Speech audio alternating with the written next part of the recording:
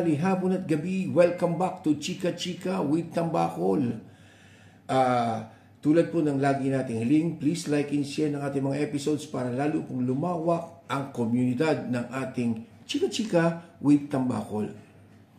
Ngayon pong araw ay September 21. Atin pong gugunitain ang isa sa pinakamadilim na bahagi ng kasaysayan ng bansang Pilipinas.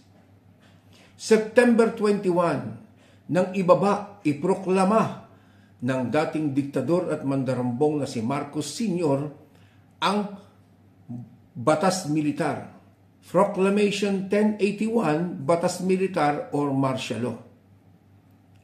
Dahil sa matinding kasakiman sa poder ng kapangyarihan, ibinaba ng nooy Pangulo na si Ferdinand Marcos Sr. ang Batas Militar. 70,000 ang ikinulong ng walang dahilan maliban sa pagiging oposisyon or kontra sa diktaturyang Marcos noon.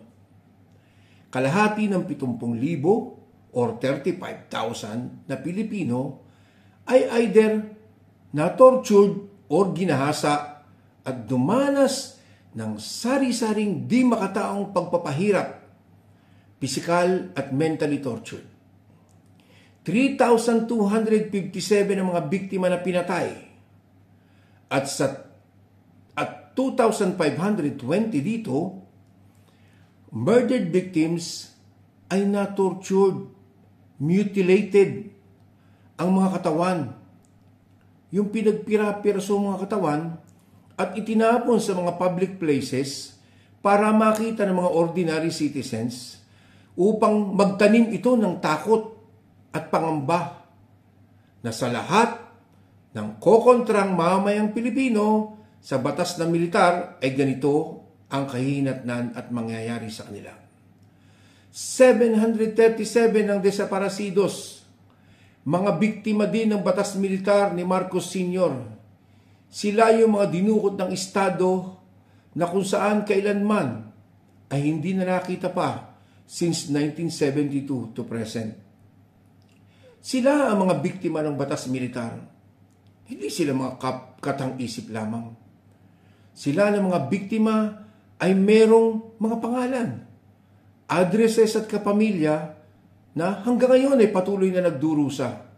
Mga pangalan nilang nakaukit sa bantayog ng mga bayani na simbolo ng malupit na epekto ng martial law ni Marcos Sr.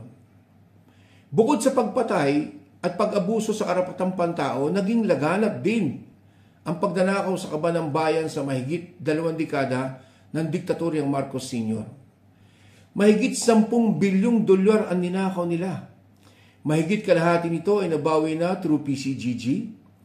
Nagpasasa sa pwesto ang pamilyang Marcos. Buhay, hari at reyna ang mag-asawa, kasama ng kanilang mga anak at kapamilya at siyempre ang mga kronis. Huwag po nating kalilimutan mga mahal kong kababayan na lagi nating ipaalala at gunitain bagamat malagim at madilim ang araw ng September 21, 1972, palagi natin itong gunitain at ipaalala sa ating mga susunod pang henerasyon upang wag na muli itong maulit pa. Tulad ng laging sigaw ng mga mamayang Pilipinong naniniwala sa demokrasya, never again, never forget martial law. Maraming salamat po mga minamahal kong kababayan, sa mga minamahal kong taga-subaybay dito sa Chika Chika with Tambakol, hanggang sa mga susunod po nating episode. Never again, never forget sa martial law. Salamat po.